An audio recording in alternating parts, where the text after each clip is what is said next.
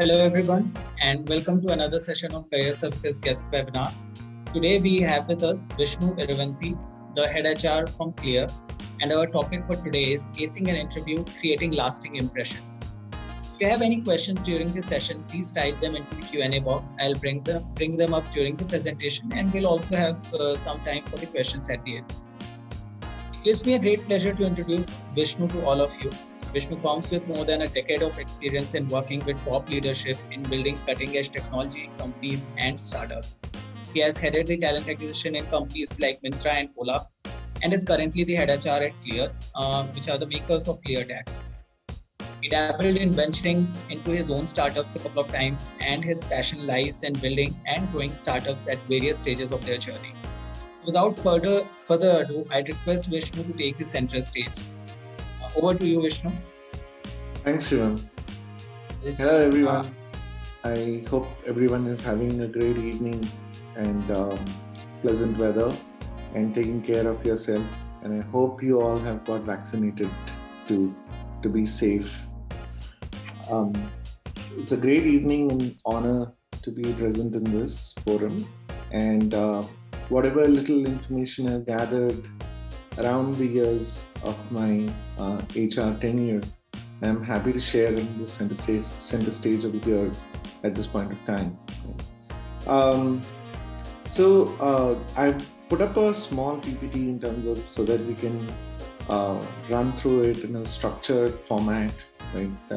In terms of how to ace an interview and what are the steps you need to ensure you take while doing this interview with various companies or interactions, or even for that matter, not just in terms of jobs, but also in terms of, if you have to,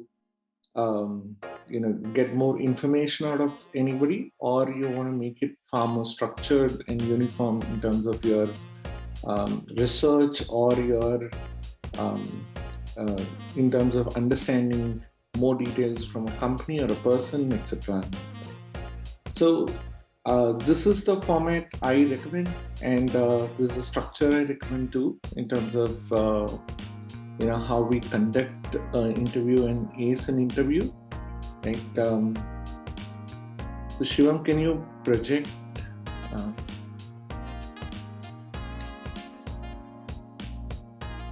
Thanks. I would like to introduce myself once again. My name is Vishnu, and I take care of Clear HR. And I've got more than a decade of experience, and I absolutely love interacting with people, solving problems on human resources side and business side as well. I have been fortunate to work for some of the good companies and learn from the leaders over there, and I'm happy to pass on the message, what I have received in terms of learnings from them, to all of you as well. So without taking much time, I would like to start in terms of the topic today, acing an interview. And so first, let's ask ourselves a question, right? In terms of what is an interview? So if you can go to the next slide, Shivam. So interview is nothing but a structure, right? And not to remind you of what is an interview or how it is supposed to be, all are aware of it in terms of how is it conducted and who are the participants involved and stuff. We're mostly talking about one-on-one format here and not in terms of one-to-many or many-to-one. And so in terms of this, it follows a structure, and the structure is very useful in terms of understanding it and how do you ace it at every step, right? In whatever I have understood in my working life, right, I think an interview is a conjunction, right? And why I say a conjunction is it's from your personal life to your work life. This is a conjunction which joins both of them, right? And that's where it comes to a structure called as and, which I put together. Can you take to the next slide? So the and process is nothing but, the act, the first one, the nudge, is the second, which is the actual interview, and the third one is the deal making.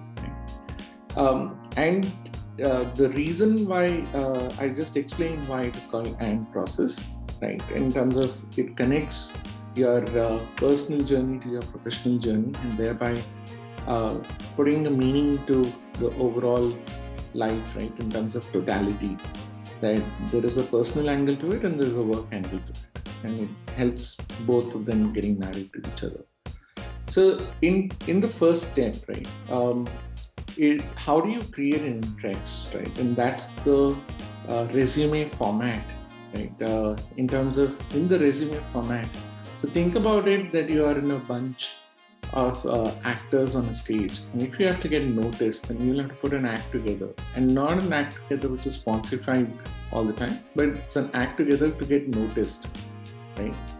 And how do you put an act together? We'll come to that in a short while. And the second step is called as the nudge. It is the process of interview, or how do you conduct the interview, and what kind of a structure you need. What you want to achieve over there is to be a selfish. And what is a selfish? It's a fish that sells, right? Like, so that's the fundamental crux of the situation, right? In terms of like how do you ace an interview, right? And you will have to be a selfish for them. And the third bit, which is again very important, is the closing part. That is called the deal making. And how do you back the offer? How do you close on the offer, right? We'll not focus too much on that, but the first two elements of it, we will focus on it. Can you go to the next slide, please? So how do you put an act together? There are three simple steps what I recommend to most of the people in terms of like, it's not just a document. It is a document which is sent to review by somebody, whether it's a hiring manager, HR, or various people in the organization where we are trying to impress them through an act. How do you be different? It's not just in terms of the format of the document. It is more to do with how do you get the relevant examples of the work or the statements of work, whatever you have done, and your accomplishments, etc. Do not show and tell. What I mean by that is that if you can quantify your achievements, right? Typically what I've seen is that there is a lot of telling which happens without any structure to it in terms of an actual outcome, what has been achieved out of that. Right? If you are able to quantify it through a numerical value, then please do. If you cannot, then please give recommended links, etc., where you can showcase your work, right? In terms of like what has been the outcome of it, right? In form of a video, be it, or in form of a testimonial, be it, or in form of anything what you can showcase. The most important thing, which stitches the above two also, in terms of like how do you customize your resume for the job, right? Or the document for the job, or the act for the job. And this has to create enough peak interest in your resume out of the entire lot of resumes which I've received by the human resources functional or the hiring manager. And if you have to stand out, then you've got to make it customized to the job. And if you have any questions around that, we can take it forward later. Right? But I'll give you an example. Right? We were looking for a UX designer, and we had received a bunch of hundreds of resumes in one of my companies. And there was this gentleman who had created a superb video representation of the UX work, what he has done, and put it in a resume format. It piqued so much interest. Almost like the hiring manager has made a decision that he wants to make an offer to this person, because he's demonstrated an act where it showcases his work. He put it in a form of a resume, but that form of resume demonstrated his work with examples, showcased his talent, and also he made it customized to the job. And that if not everything can be customized to that extent, or not everyone can be that creative, but if you follow the simple process in terms of like using the right examples, share the right data, whatever you can demonstrate for your impact, etc., and customize it to the job, whatever you're on hand, right, or what you're applying for, or where your interests are, then that should get the first point at least across, which is the act, and thereby you're creating enough interest to move to the next step. And from the next step, which is called the nudge. Can you go to the next slide, please?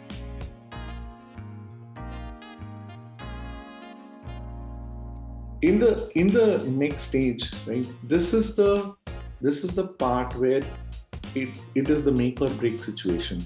This is the part where your story has to be coherent. Your story has to match the peaking of interest what you have created. Because if this is lost in translation, then the interest dies down from the interest what you have peaked, right? For the hiring manager, or for the human resources specialist, or the talent acquisition specialist, right? You should be able to break the ice, whether it is any of these above individuals what we just spoke about. And so create an interest in the story. And how do you create an interest in the story is that, again, going back to the act format, right? You will have to give relevant examples. You will have to create a structure, framework for your story, which will allow you to tell your story in a very interesting format. And that has to be backed up by numerical data. Right? That will automatically establish confidence. And throughout the conversation, if you are able to back your statements up, it will automatically reinforce confidence from the hiring manager or the professionals who are interacting with you at various stages. And if you continue the interactions, then this leads to our third step, which is the deal making stage. Right? So that's the overall process. In terms of how do you create a structure and a framework, right, for your nudge so that it is successful, right? So world over, there is a one agreed structure which everybody follows in every company, and that framework or structure is called a STAR framework.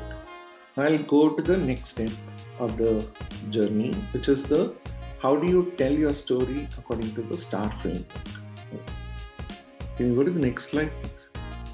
Yeah. So as I said, the STAR methodology of it is used for the interviewer and the interviewee as well. So we are talking from the interviewee standpoint of view right now. So whenever you are formulating your story, your storytelling has to have a situation, and you have to have a task on hand, and you have to have an action, and you have to have a result. Now, you might say, how do I do that, right? So supposing, let's take an example, right? Think I'm a sales agent or I'm a sales manager for a particular, and I'm selling either educational, let's think about I'm selling education software, right? Now, I come to another education software company and I'm applying for a higher role. And I'm going to tell them, then they're going to ask myself, tell me something about yourself, which will make us think that you are a best fit for this role. And I can give them a situation which actually where I have gone above and beyond my level, right?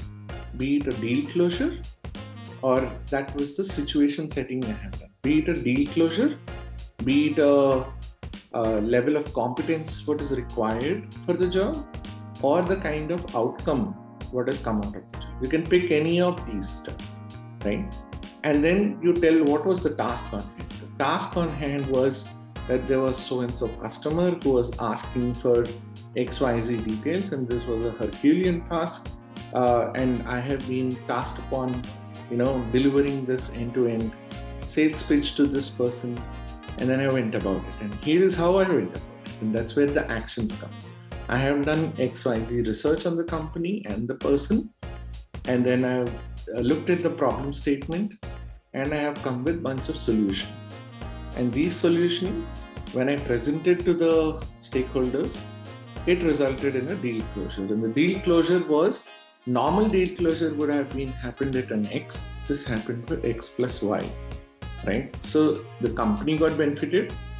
I had demonstrated leadership skills in terms of how do I take it to the next level in terms of the sale. And I have given an opportunity for my company to see myself at the next level as well. So am I demonstrating the same here by giving you this example and allowing myself to be evaluated. If you have any further questions, you can ask me. I can tell more details about the deal, how I closed it. Now I have given a complete scenario in terms of what was the situation, how difficult was the situation, or how easy was the situation, what was the task on hand, how did I break down the task, what was the actions as a fallout of the tasks have come out, and what are the actions I have taken, and how did I break down the actions into closures, and what did the closure lead to, right, in terms of the result. Now, if all of them are a very coherent story and you are able to articulate very deep, right, in terms of what is the value which has come out of it, and the person opposite had understood, right, then they are in far more higher confidence in terms of what your capability is. And now the next assessment has to be in terms of like, where do they think in terms of the competence, this entire exhibition of various structured breakdown what you have done, according to their competence level, where does it fill, or where skill level required for that particular role, where does it fit? And then it makes it far more easier for you to sell yourself, and also for the person to evaluate in terms of where you have, what you are trying to get, right? Instead of giving them a muddled up answer. And that is a very, very, very strong USP what you can bring on the table. Now, let me give you another example, right? And if you are not structured and the interviewer is also not structured, right? In terms of the interviewer has asked you, like, give me an example of a time when you are able to close a deal without any issues, right? And now you have given an example where you had actually worked a lot more harder in terms of like, compared to your colleagues. And you have given an example of how you worked really hard and how you closed the deal. But that does not give a very structured answer or a very coherent answer in terms of like, what was the expectation from you? What was the task on hand? What are the actions you have broken down into simpler, harder, difficult, etc. and all that? And what was the outcome, which you have probably explained the outcome in the second example what I have given, but it is not coherent. So as a result, you might walk away without anything in hand. Right? The objective of acing an interview is directly proportional in terms of how well you execute this STAR model, right? So your prep work, if you have to do for anything for an interview, you have to spend a lot more time in terms of, for the particular job what you want, what are the competencies and what are the examples you can fit in the STAR model, and prep yourself for the interview so that you are able to execute it in the interview without any apprehensions or without any, very seamlessly, to back the offer. Now that is the that's in broader frame, the entire approach I would take. And then the last but least, right, like in terms of how do you do the deal closure, the last, can you move to the next slide, please? Without this, your entire earlier efforts would be futile, right? In terms of how do you get the deal backed and how do you ensure, right, you close? Typically, I would, that is depending on individual to individual and how difficult you want to play or how easy you want to play in terms of getting that offer. But if you don't back the offer after executing perfectly the previous two steps, then it doesn't make any meaningful sense. So I repeat again, so the entire process of acing an interview is called AND. Why it is called AND is that it helps you to have a holistic life from your personal journey to your work journey. It is a conjunction which joins together, right, in terms of an interview format. And the interview format has, the AND is broken down into 3 steps. One is the ACT. The ACT is about nothing but how your resume has to be. It has to be able to pique enough interest, right? How do you pique interest is to give right examples, give a lot of data, and put it in a very neat and clean format with relevant information in it. And coming to the next one, the nudge. The reason it is called the nudge, then you will have to be a shellfish. A shellfish is nothing but a fish with cells, right? And if you have to sell, no matter whether you are on the top of the rack or bottom of the rack, or you are muddled somewhere in between, right? You should be able to shine enough through that you are visible and you are sold, right? Now, how do you do that? In terms of, there is a structured format called a STAR intervention, which is there. The STAR stands for situation, task, action, and result. And I just demonstrated a couple of examples to you in terms of like how do you ace in a STAR situation, and followed by deal making process, which is nothing but the offer process. Now, as I said, it can fit very relevant to an interview for bagging a job. It can fit for an interview for a research, what you are doing.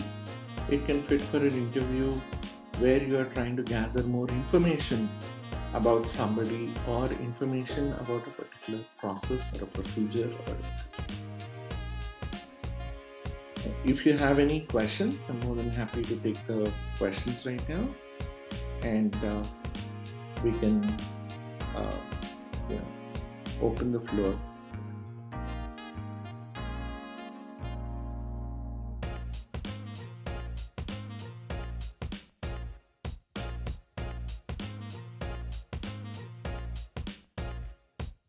Vishnu, I see a couple of questions in Q&A and chat as well.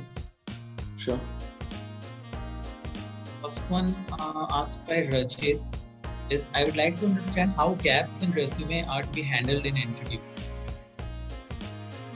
See, right now we are in a millennial generation, and in this generation and today's workforce, people are perfectly fine with you having gaps, taking breaks for either too stressful environment, or you wanted to go on a vacation, or you want to do something else of your interest, right? Whether you have done a startup or whether you have done an interest which required your time, or you're going on a vacation or a sightseeing, etc. Whatever it might be the reason, it doesn't matter. But if you are having a gap in the resume, I would say that you should just showcase the gap and then articulate the reason, so that the interviewer does not perceive it as a irrational decision. As long as you are able to articulate that, right, it is absolutely fine to be showcasing your gaps in the resume.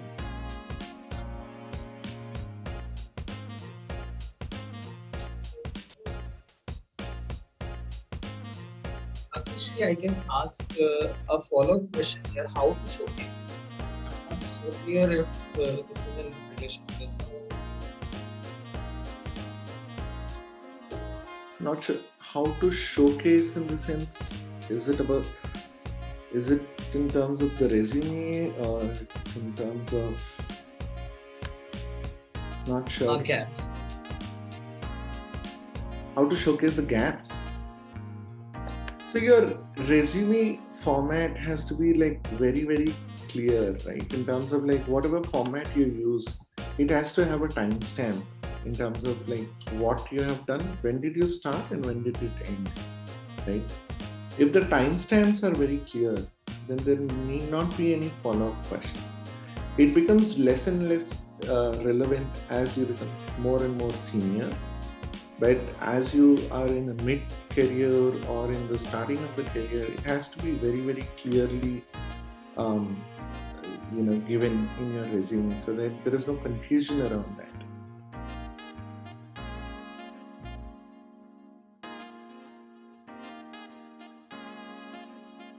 Shailendra is asking, are the resume being shortlisted by using a software? See, there are all kinds of mechanisms. The resume is stack ranked sometimes using a software basis the job description, what it asks, what are the skills written in the job description and what skills written in the resume. And that's the reason I said that the resume has to be customized according to the job what you're looking for. When you are doing a spray and pray, then typically you are leaving to a chance. But when you want the job, then you can actually go behind in terms of like what exactly are the skills required, what are the competency required. Write down the details, write down the examples, what you have done in those areas. It can be sometimes personal examples, it can be sometimes work-related examples depending on your experience.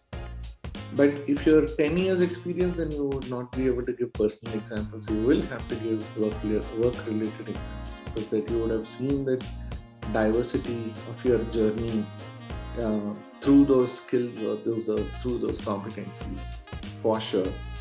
Right? So depending on the experience what you garner throughout the time or journey what you had in your working life, you have to come up with those examples very clearly matching to the skills. And after that also the shortlisting is done by a human being when they are taking a decision to interview or not interview. So while the software might shortlist, but that is to only, there are two kinds of, that is to only give a bunch of, top stack resumes. But the individual has to still go through and then shortlist.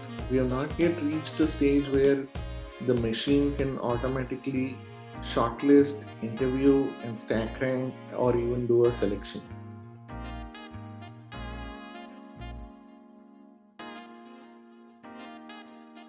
The next question. So Deepak is asking, there are so many resumes in the market.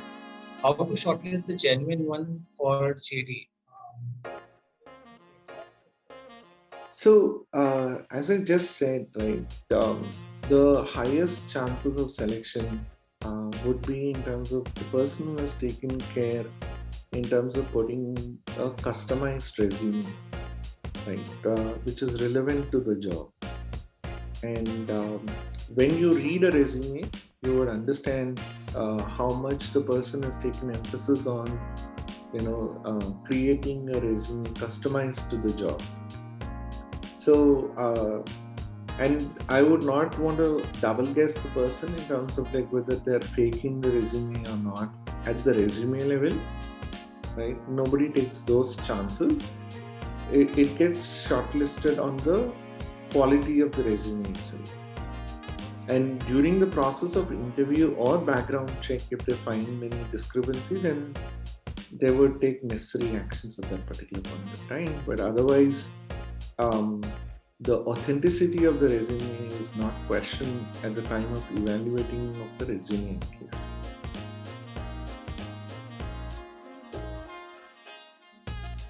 Anju is asking, I just want to know the best possible answer for where do you see yourself 5 years from now? At least in the circles where I roam, this question has been fairly redundant because the market's moving so fast that in less than 2 years it's becoming irrelevant, right? Like whatever skills you have garnered or whatever competencies you have garnered as well. So the 5-year window question is ruled out. In next 2 years, what you want to do, you need to be very clear in terms of like what are the objective steps what you want to take, in terms of what is the visibility what you have for next 2 years. And typically it should be a logical extension or a progression from where you stand as on today to next 2 years what you want to do, in terms of maybe enhancing to the next layer vertically or enhancing to the next adjacent layer horizontally. One is a vertical growth, which will give you a depth inside whatever you're trying to do. Another is a horizontal layer, which gives you a broadening of scope in terms of what you want to do. Vishnu has a question. What is the best answer for tell me about your weakness? It's a funny question, but I always, if you are well prepared, and I really appreciate people who are well prepared for interview, you would give an answer which is a developable skill, right? Like for example, if I say I have to work on my communication skills are skills which are trainable, right? Presentation skills are trainable. Writing skills are trainable. Anything what you can learn in school and garner is trainable, right? If you say that I lack in leadership managerial skills, that is trainable. Leadership skills are not trainable. Leadership skills are mostly inherent, right? But we don't build leaders in companies. We build managers. And managerial skill is a science. And science can be learned through a methodical process. So I hope I answered your question in terms of like, pick the answer where you can showcase or where you can say that I am on a path to progress and I will progress from where I am. Whether it is communication skills or presentation skills or whatever skills what you are talking about. Don't pick skills or competencies which is a dead end.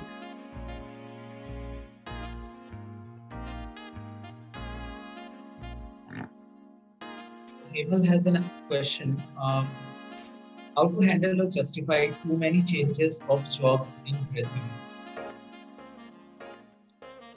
See, there is no justification over there.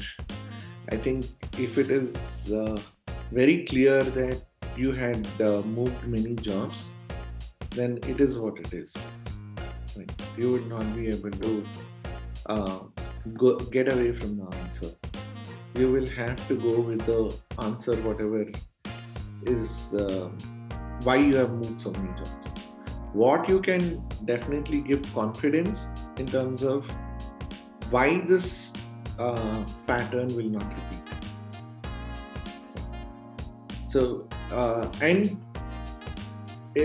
try and again, people will get to know, but if you do not have a pattern, for example, I left my first job because I didn't get along with my manager. I left my second job in 6 months because I didn't get along with my manager. Then the third job I also left because of my manager. So, as I said, once is an accident, twice is an occurrence, 3 times is a pattern.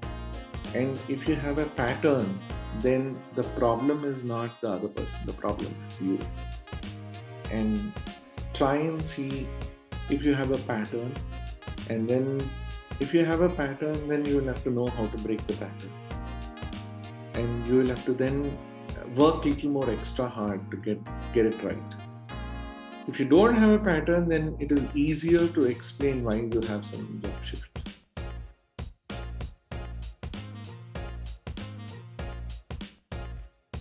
have Anju asking, what all things should a short intro include during an interview? Sorry. When a question like "Tell me about yourself" is asked, what all things should a short intro include?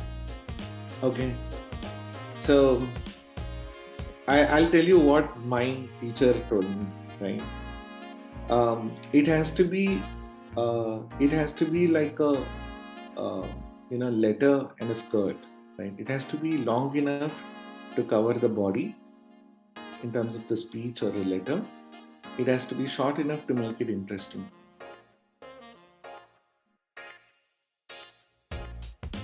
So whatever fits that bill, whatever examples you can give to make it interesting, you can do that. Whatever you have to cover in terms of giving the right information about yourself, which is covering the body, you will have to give. Otherwise, it doesn't pique interest. If it is too short, it will not pique interest. If it's too long, it will not pique interest.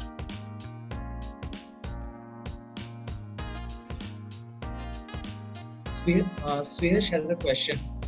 What are the important traits organizations look forward for senior leadership like GM or business heads? What are do's and don'ts one must remember before such interactions? For senior leadership, it is very different from other roles. So senior leadership, in my mind, there are 5 things what everyone should look for. The number one skill what any organization looks for is resilience. In terms of, do you have an ability to be phoenix? Can you rise from ashes or not? How do you take to failures? Do you learn and improvise, or you get devastated? Right? That's the first one. The second one is your ability to think big. Right?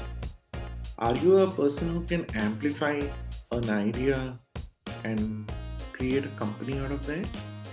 Or are you a person who can just take an idea and maybe appreciate it at max? Are you a doer, or do you have an ability to amplify? Right. So that is the second. The third one is any leader, right, needs to have this ability in terms of, it is called as bifocal thinking, an ability to plan and think long term, but do and execute short term, so that you are incrementally moving upwards. Right? And the fourth one is in terms of how do you manage your people. And for that, the first and foremost quality what you need to have is, are you a good human being or not? Right? Because if the person is not a good human, you can never be a good manager. If you can't be a good manager, you cannot be a good leader. So that's a period. Like, so are you a good human being or not? Right? Like at the crux level. Right? And the fifth one is obviously in terms of like your relevance to the role or the competences of it.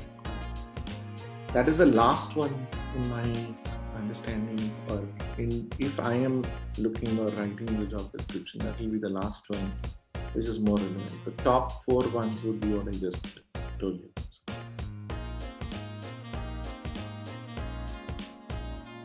Next is Deepak asking about job offer will be complete after salary negotiation. Sometimes company do not have budget. Could you tell us about salary negotiation process?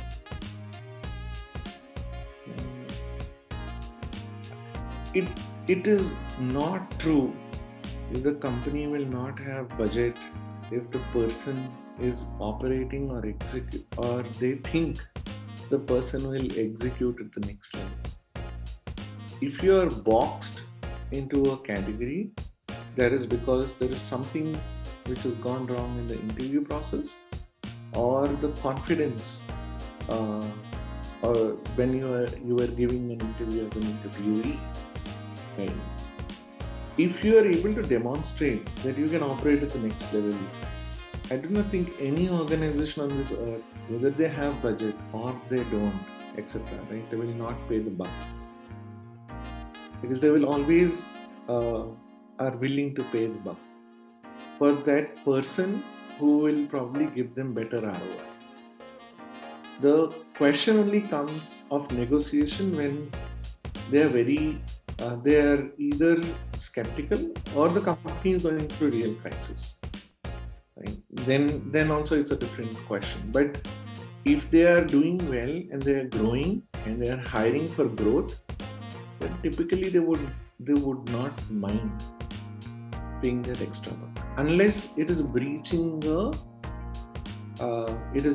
a particular level in the organization. And then it also comes down to the industry. If you're switching from an industry, for example, if you're switching from an IT industry into a manufacturing industry, I can understand that this situation comes up, right? Because in an IT industry, the budget of salary portion of their profits is more than 25%. In a manufacturing industry, it is 6 to 8%. Right? So obviously, you can understand the difference, right, in terms of their ability to pay. So their ranges would be very different. Unless some instance like that happens, where you're switching industries itself, or you're switching companies which are having lesser profitability ratios, etc., typically companies would be willing to pay.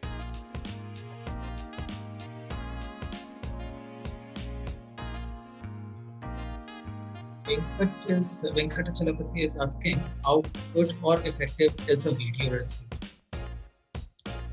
Is media resume. Video resume. See, at least I think if you plan to do a video resume, you should do both in terms of video resume and the written format. The only reason being, human being is not tuned to study effectively a video resume. When you lose your attention, you would not be wanting to go back several times. Whereas when you're reading something, you can go back several times. If you skip a sentence or something, it's easier to go back and read that and then take a decision. But if it's a video, then typically you will end up losing a chance, unless you are able to build such a spectacular video that it creates a sensation, or it is creating enough interest that the person will not overlook. But in my mind, I think we are not yet reached that level that the computer can synthesize a video resume and give you a synopsis, or a human being, whoever is viewing it, right, will be able to completely understand in terms of what you're trying to say.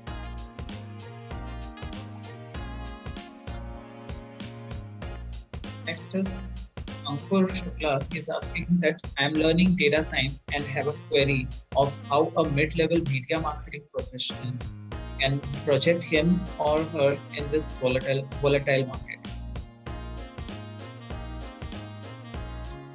I didn't understand the question. So Ankur is a data science candidate, a data science learner, and he has a query that how a mid-level media marketing professional can project himself in this volatile market. So he is basically trying to switch career from media marketing professional to a data science role. That's what he's trying to understand, that how can he himself project himself in this market. From a data scientist to a media marketing. So either ways, right? So like if you are in a, it is very difficult to switch professions unless you have, most of the people do it through an intervention of a degree. Okay. That's what these people are doing, Vishnu. So they are learners. So Ankur is a data science learner here. Okay. And So he is coming from a different background. He has an experience, but in marketing profession, video marketing. Like so, So now he is doing a course and he is learning these skills. So he wants to makes understand sense. that how So he can you project himself. can that then the person has already taken the right decision in terms of like at least studying data science. So there is a better confidence in the organizations which want to take a bet on you.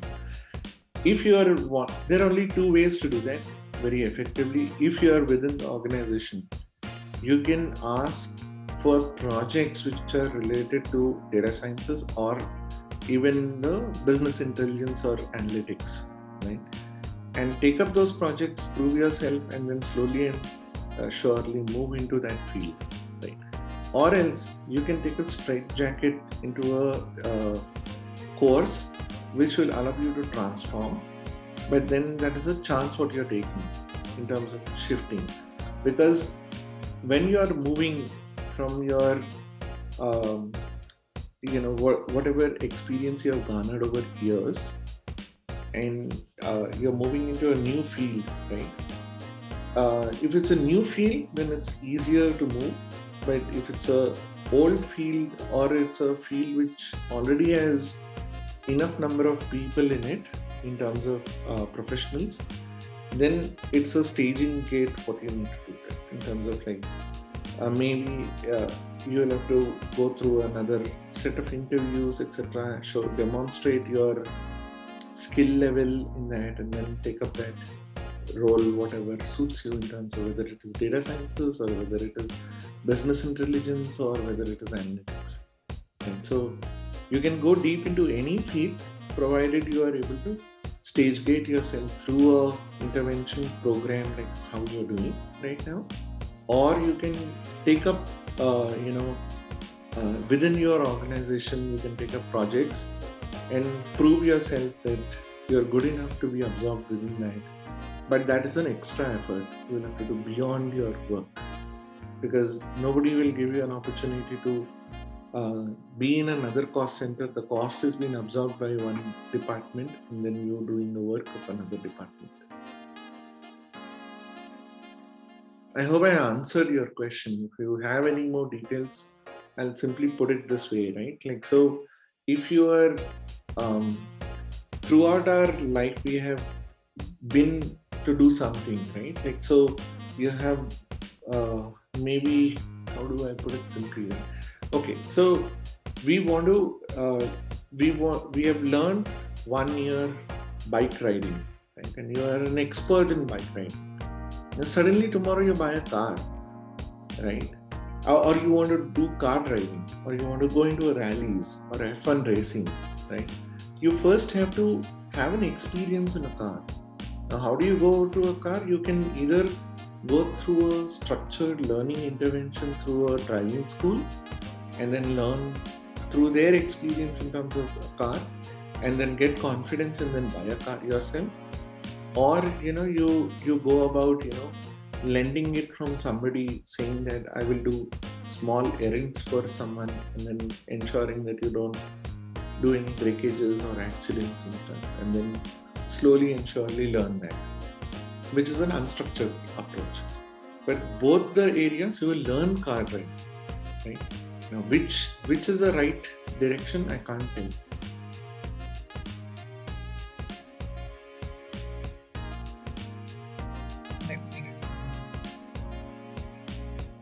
It answers a lot of our learners. This is from Siddharth. Siddharth is asking how to express a weakness if asked during an interview. I guess I think weakness is the wrong term. You should talk about improvement areas. So improvement areas, as the word itself suggests, right? Like the areas which you can improve upon, right? You will have to go about how do you define that and how do you put a structure to it in terms of like how do you better yourself on that.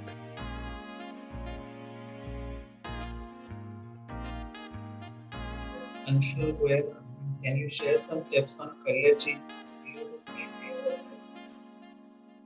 Career changes?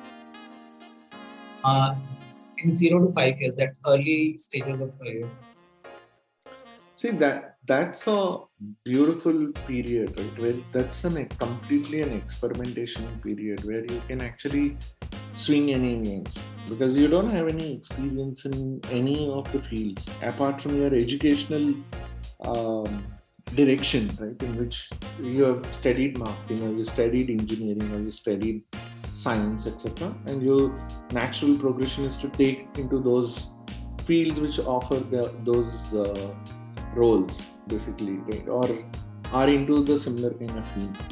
But you can swing anyways in terms of like whether you want to do marketing or whether you want to do um, human resources or whether you want to do sales or whether you want to do engineering, etc. Right? You can take whichever multiple pivots you can do in the initial stages of your career, and you can experiment over that. So nowadays, fortunately, the organizations are far more open-minded to make people experiment, and also are willing to experiment.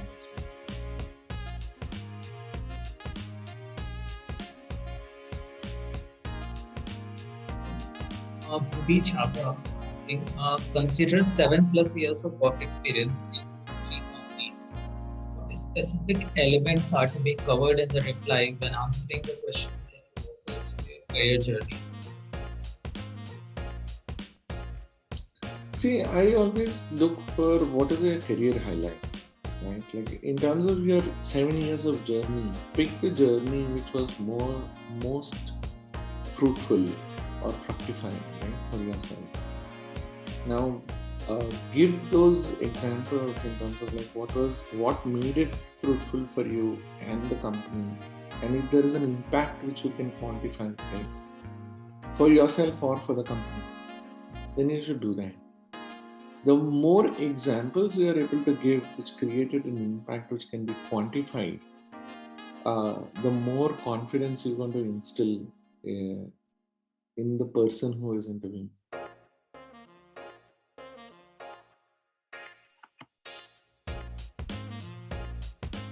Then asking, how can you switch over to a team leader role, an individual responsibility job?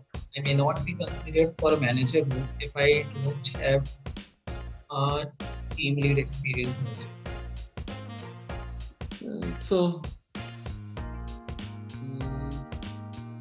see, no person stops you from managing people. You need not be a manager to manage people. Like you can start helping people first in terms of like doing the right thing on the job, and then slowly that will get noticed, or even people might recommend you for becoming a manager. Expecting somebody else to take that call for you is like very tough. Right? Like you might get noticed, you might not get noticed. It can be a logical progression, it might not be a logical progression. People might think you're good, people might think you're not good also. So the best thing is to take things into your hands, showcase and demonstrate that you are able to help others.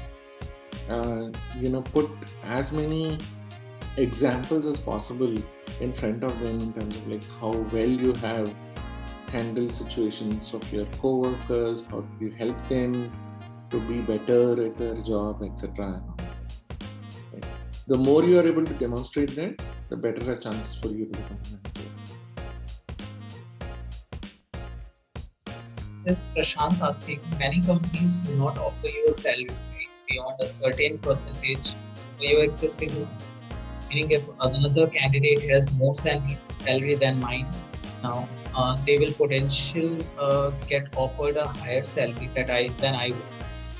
How does one counteract such a bias during salary negotiation? Everyone has choice, I think. So you can exercise your choice by not joining such an organization. One. The second is, as I said sometime back as well, right? Like so, organizations actually do not mind paying someone higher salary, unless very, very few organizations where the HR is very stingy and they do not want to offer. If you are at the top end of the pay curve in terms of that band, then it's a very different situation. Otherwise, most of the organizations look for certain pay parity. The pay difference would be only around 20% within a range, right? And that is because it can be from which industry you have come, what was your previous experience, what was the quality of the experience, etc. And all of it will play a significant role in terms of determining what salary the person has to get. But typically you would not be able to fight that. If somebody puts a number in front of you, you have a choice to accept it or not to accept it. Okay. So you exercise your right and choose an organization which probably respects what you think you bring onto the table. That's a better way to do than to go and agree to whatever somebody says.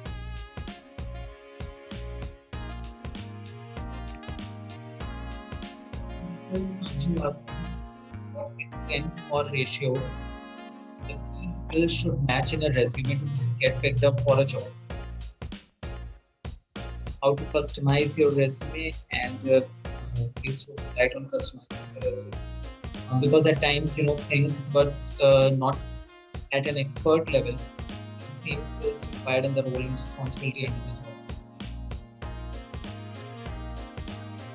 See, yes and no to that answer, right? Like, so if you know the job, like supposing if it's a marketing manager job, if you Google the competencies required to be a good marketing manager, you will get the competencies in this list of skills what are required. Whether the job description talks about it or not, right? Like whether the job description, the person who has written the job description has put an effort or not. If you put an effort in terms of researching for that role, what are the competencies required, what are the skills required, you would 99.99% find what are the list of skills and competencies which are required.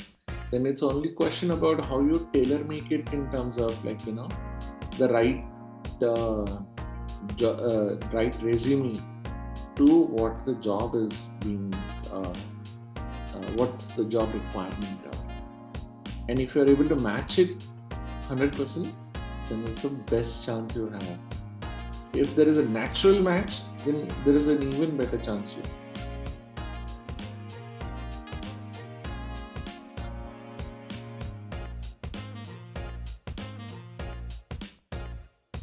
have. So Bill is asking, is it okay to disagree with an interviewer and justify your point even though you see the interviewer doesn't like it?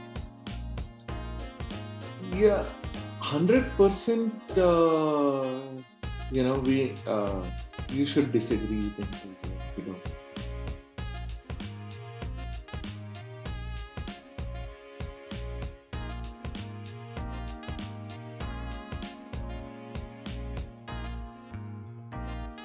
You should disagree wherever things are not aligned to you, and you can be. There is a difference between being aggressive and being assertive. And you should always be assertive in terms of how you put across your point and how you disagree or agree to it.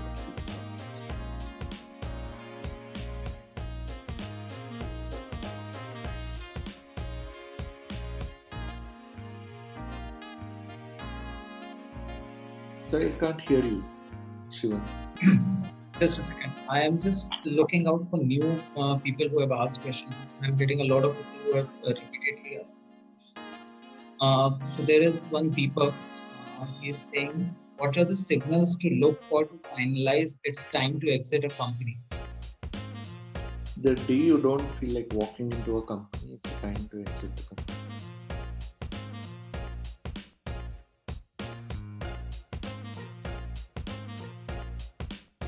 Rajit is asking, what is the biggest change you see in the hiring space? It has become it's become far more tool driven, right? In terms of like lot more assessment support you have in terms of quantitative assessment, qualitative assessments, personality assessments, etc., which gives you maybe a better understanding of the person and to take the right decision or to select the right person. Right? There are two ways always to do the right thing in terms of getting the right person onto the job. One is called as a selection model, one is called as a rejection model. Now, in the rejection model, I am only telling that X, Y, and Z don't fit. That only is very, it's only relevant and applicable, right, in a very junior or entry level positions, right, where you can actually define a criteria, where the pipe is like a lot more to screen if you have to go about interviewing. You can't obviously interview 4 lakh engineers for 40 jobs openings, right? Like, or even for that matter 400 job openings. You would want to restrict that to optimize your time. So that is a rejection based model. The selection based model is where I am validating my assumptions, right? Like, so there are many tools which are available which help you to do a better job in terms of the selection. All these are indicative to point out, to ask more questions, but don't make a decision on a particular candidate.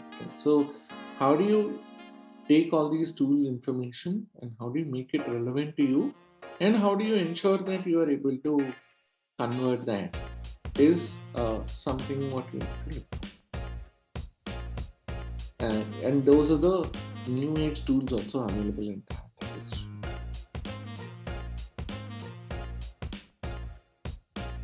Rachit has one more thing to ask. With work from home becoming more prevalent, has organizations begin to hire candidates from other locations? I guess he means non-metros where they are not present. See, right now it's truly world is flat, right? And for a large organization which has infrastructure or where they have thousands of people, it doesn't matter whether the person is in the office or not. In fact, it saves money for them for a person not to be at office. IBM pays extra money for somebody who doesn't want to come to work, right? So these would be more and more real, right? And more people abroad would be hired, and people from various locations will be hired, and that is an opportunity for people to make more money, because then you can choose a lower cost location and go and stay there for cost of living, not staying in a place like Bangalore, Mumbai, Delhi, which are metros and where you have to dole out heavy rents or heavy EMIs to stay in a housing. So, and even the cost of living for buying vegetables, etc. This is a tier 2 or tier 3 town. So it is going to be. Sorry. He just wrote, hiring for a role in Chennai from Calcutta. Yeah, that's what I'm saying, right? Like, so it is real right now. I don't know whether it is going to be relevant and real for future. But more and more organizations are thinking very, very hard in terms of how do they make it flat using more technology, tech space, etc. But the human connect, unfortunately, the human being is not wired to operate on a virtual forum like this. This would have been far more engaging and fructifying conversation if it happened in real, right? In terms of like face-to-face conversation. It would have been much better to see each one of your reactions and stuff, and then tailor-make the answers and stuff like that. But because this is virtual, it is like the feel or the connect is missing, right? So how long it will work, don't know.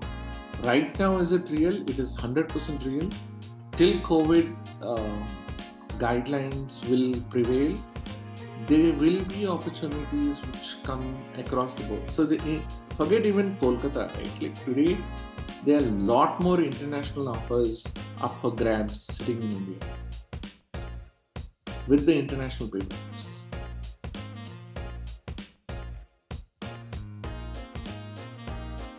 Suyash is asking, though it is not linked with HR functions, what is your opinion about scopes of design thinking and innovations in startups and high-profile multinational organizations? Is it too futuristic for organizations are actively thinking to build such core teams, especially in Asian countries? See, there is something called as company hire, right? So there is a company hire bar and there is a role hire bar. So design thinking and problem solving skills are a company level hire bar. Like if you don't meet that bar in terms of like design thinking and problem solving thinking, right, then typically the person is not relevant to the company. Right? So it is very real, it is not futuristic. It is like companies are expecting people to have design thinking and problem solving skills. At least the new age companies and all the tech companies and all the new companies which are coming, whether they are into manufacturing, whether they are into servicing, whether they are into technology, any field, right? They expect you to come with certain amount of design thinking. If it's a tech company, they will ask for higher order design thinking and problem solving skills.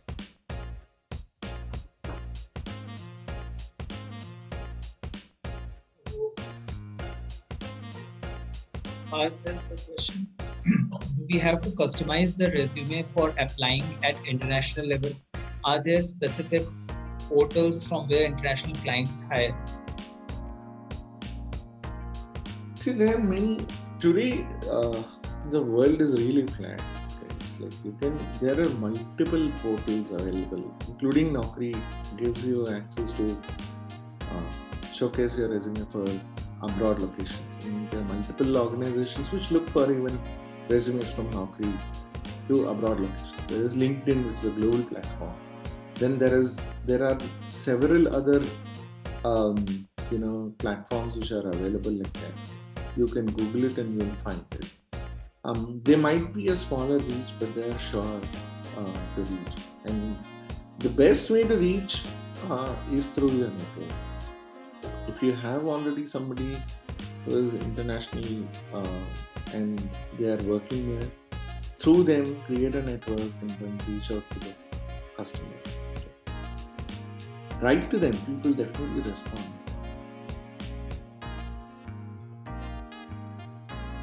We have a question. Is it okay asking the interviewer if they can explain about the project or domain we are getting hired for? Any technical skill or domain knowledge they are specifically looking for, which we can build during the notice period? Certainly it is. Most of the organizations will be very happy if somebody asks for that question. In terms of like, you would want to learn during your notice period, be ready for the job as soon as you come, hit the road running. Nothing like it. Right? So, and it is perfectly fine to ask clarifying questions in case there is something not clear.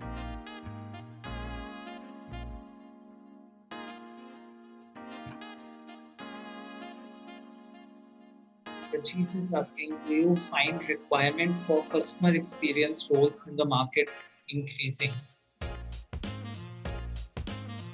See, I think even today there is a lot of requirements for customer experience because as and when more and more touch points come for the customers through technology, etc., the experience of that each of the touch points count a lot more. At the end of the day, every organization is only surviving because of their customer base. Right? So, if the customer experience is not at the epicenter, then we will have to worry about that organization's future and not otherwise. One last question from Anju is that how to give an apt answer how early you can join when you have a notice period of like 60 days? That depends on organization to organization. There are some organizations which are okay to let go people early, and they charge some notice period charges, etc. Some don't also. They believe fundamentally that once the person has decided to move on and they stop contributing, so they want the person to leave as early as possible. So they are okay relieving them early. So it depends on person to person and organization to organization. Person to person in terms of your manager, and organization to organization in terms of their policies.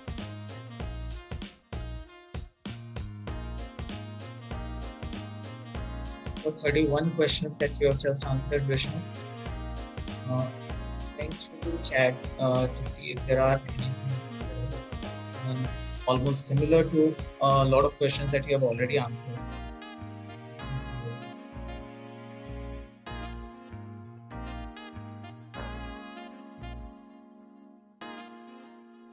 Someone is asking, Bhanupriya is asking, can you share a reference related to resume building? As when you have experience of 6+, then it posts number of pages, then how to customize? Like basically, I believe the question is around how to keep the resume short, or how many pages should be ideal for a resume. The ideal resume should not be more than 2 pages. You cannot create interest if it's more than 2 pages. I don't think once you have experience, you don't need to write many things apart from experience. What really counts, right? So it should not be more than 2 pages, ideally. So you'll have to figure out a way do it in 2 pages. You should figure out ideally a way to do it in 2 pages.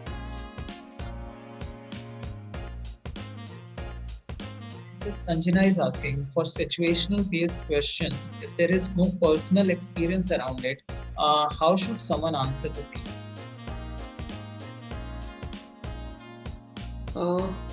See, like for example, if it's a senior role, when I am interviewing, I generally don't ask them to give personal experiences. They will have to give work-related experience. But when it's a fresher hiring, if you're doing it for any campus hiring, etc., or a 1-year experience and stuff, they can always put their personal experience as an experience and then give a example, and they have to follow the same format what we have talked about in terms of STAR methodology. If you are able to demonstrate that the situation was complex enough, then that qualifies. But it only qualifies at a junior level. It does not qualify at the same. Somebody has posted a question saying that about when you move from a technical skill to a managerial technical role to a managerial role, how do you change your interview style? I answered this sometime back in terms of like you will have to showcase your managerial skills. As I said, managerial skills are science. It talks about how do you go about tackling with a particular situation. One of the best books I recommend to everybody is a 1-minute manager. Like you can walk through that in terms of and it's a simple 2-hour read book, and you can just note down the points, what it talks about, and then follow that procedure. And if you're able to talk through those in terms of what are the steps, what you follow, that's good enough. Then you're manager ready for sure. If your LinkedIn resume is as good as a resume, then you can showcase your LinkedIn profile. You don't have to create a separate resume.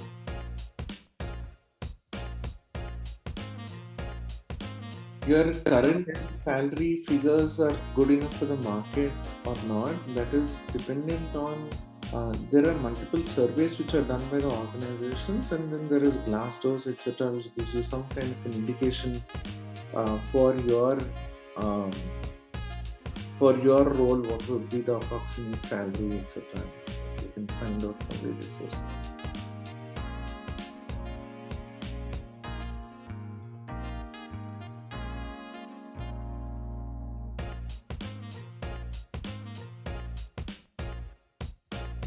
You're on mute, Shiva. Sorry. The last question that Ajit is asking, any insight while writing about career summary in resume related? As I said, you don't have to write a summary, right? Like, you can skip that. If you are writing a summary, that means you got a very rich experience, right? And if you got a rich experience, that should speak in terms of like what you are talking about. Like, so, in terms of your accomplishments itself. If your accomplishments are rich enough, you don't have to give a summary itself. Unless you are trying to summarize whatever you are trying to say in terms of like gist of experiences, etc., you don't have to write the summary.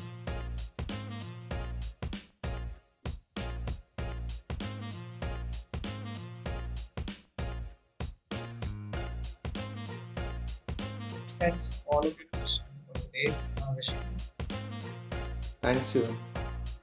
And thank you everyone for participating in this program, and thanks Shivam for giving me. Thank you so much, Vishnu. Thank you for taking out time to address our learners today, and thank you for this wonderful session. I thank our learners as well for taking out time today.